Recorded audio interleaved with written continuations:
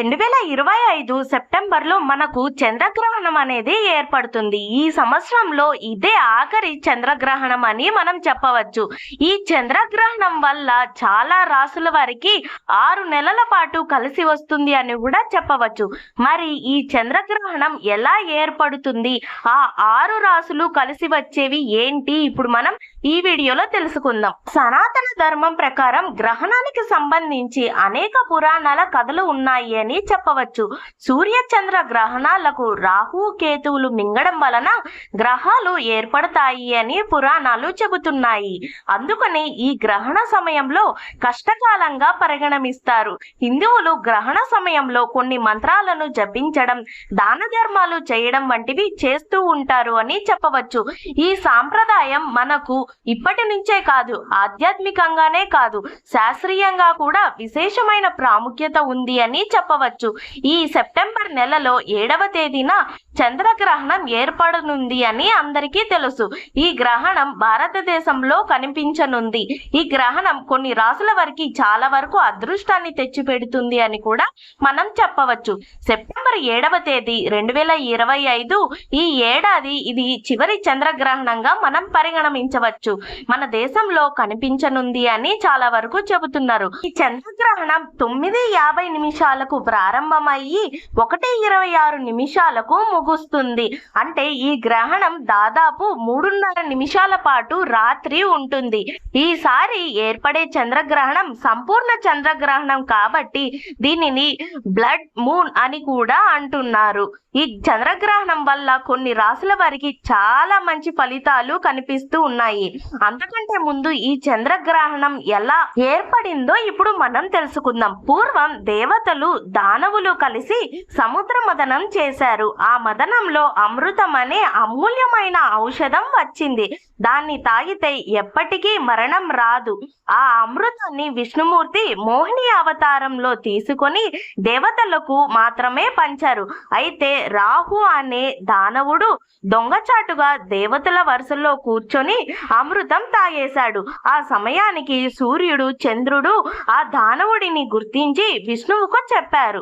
వెంటనే విష్ణువు తన సుదర్శన చక్రంతో రాహువు తల నరికి వేశాడు.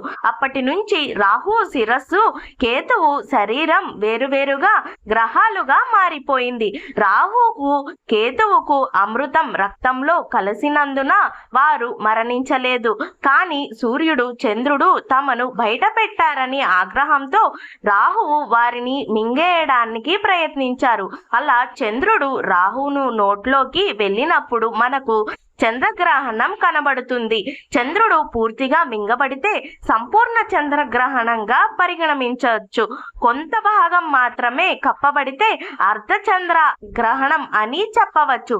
రాహువు తల వరకే ఉంటుంది కనుక చంద్రుణ్ణి మింగినప్పుడు మనకు కొంతసేపు మాత్రమే చంద్రగ్రహణం అనేది ఏర్పడుతుంది. చివరిగా గ్రహణం అనేది ఒక శాస్త్రీయ ప్రక్రియ. భూమి, సూర్యుడు, చంద్రుడు ఒకే సూటిలో రాకతో ఏర్పడుతుంది. కానీ పూర్వం మన పెద్దలు దీనిని ఈ విధంగా ఆధ్యాత్మిక కథలో వివరించారు. దీనిని మనం శాస్త్రీయ ప్రకారంగా చెప్పాలి అంటే సూర్యుడు, చంద్రుడికి భూమి కానీ అడ్డు వచ్చినప్పుడు ఈ చంద్రగ్రహణం, సూర్యగ్రహణం ఏర్పడుతుంది. ఇప్పుడు మనం గ్రహణం ఎలా ఏర్పడింది, గ్రహణం యొక్క సమయం తెలుసుకున్నాం కదా. ఇప్పుడు మనం గ్రహణం వల్ల 6 నెలలు ఈ 6 రాసుల వారికి చాలా అదృష్టం తెచ్చిపెడుతుంది. అవి ఏ రాసులు ఏంటి ఇప్పుడు మనం తెలుసుకుందాం. ఆ 6 రాసుల్లో ముందుగా మొదటిగా మేషరాశి. ఈ రాశికి చెందిన వ్యక్తులు చంద్రగ్రహణం తరువాత ఆర్థిక లాభాలు పొందే అవకాశం ఎక్కువగా ఉంది అని చెప్పవచ్చు.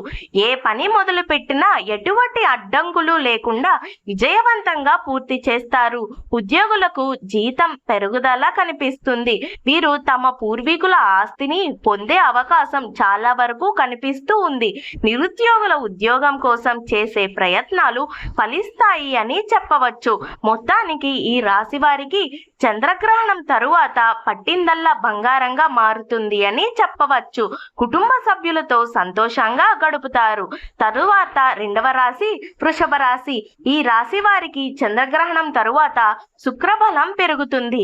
దీంతో సంపాదన పెరిగే అవకాశం ఉంది. నిరుద్యోగులకు ఉద్యోగం లభిస్తుంది. అదనపు ఆదాయం కూడా లభిస్తుంది. కొన్ని గ్రహాలు అనుకూలంగా మారుతాయి. దీంతో ఈ రాశికి చెందిన వ్యక్తులు కష్టాలన్నీ తొలగిపోతాయి అని చెప్పవచ్చు. వ్యాపారస్తులు లాభాలను పొందుతారు. కుటుంబ సభ్యుల మధ్య ఉన్న సమస్యలు తొలగి సంతోషంగా మెలుగుతారు అని చెప్పవచ్చు. మూడవ రాశి తులారాశి. ఈ రాశి వారికి చెందిన వ్యక్తులు ఈ నెల 7 నుంచి పట్టిందల్లా బంగారమే అవుతుంది అని చెప్పవచ్చు. చేపట్టిన పనులు పూర్తి చేసే ప్రయత్నాలు ఫలిస్తున్నాయి. వ్యాపారస్తులు పెట్టుబడిపై లాభాలు కనిపిస్తాయి. ఆదాయం మరింతగా పెరుగుతుంది. పెళ్లి ప్రయత్నాలు ఫలించే అవకాశం కనిపిస్తుంది. కొత్త పనులు ప్రారంభించాలనుకుంటే ఈ సమయం శుభ సమయం అని చెప్పవచ్చు. భాగస్వామి వ్యాపారం చేయాలనుకుంటే అనువైన సమయంగా పరిగణించవచ్చు. అకస్మాత్తుగా ప్రయాణాలు చేయవలసి వస్తుంది. నాలుగవ రాశి ధనస్సు రాశి. వీరి తల్లిదండ్రులు సహకారంతో వృద్ధి సాధిస్తారు. ఎప్పటి నుంచో పరిష్కారం కాని ఆస్తి వివాదం నుంచి బయటపడతారు. సోదరుల మధ్య బంధం పెరుగుతుంది. ఆర్థిక సంబంధించిన వివాదాలు తొలగి అన్ని విధాలుగా లాభాలు పొందుతారు. గురుబలం ఎక్కువగా ఉండడంతో ఈ రాశికి చెందిన యువతి యువకుల పెళ్లి ప్రయత్నాలు చూస్తుంటే వివాహం కుదిరే అవకాశం చాలా వరకు కనిపిస్తుంది అని చెప్పవచ్చు. శుభవార్తలు వింటారు. పోటీ పరీక్షలు రాసే స్టూడెంట్స్ కు మంచి సక్సెస్ కలుగుతుంది అని చెప్పవచ్చు. తదుపరి మకర రాశి. వీరు చేసే ఉద్యోగ ప్రయత్నాలు ఫలిస్తాయి అని చెప్పవచ్చు.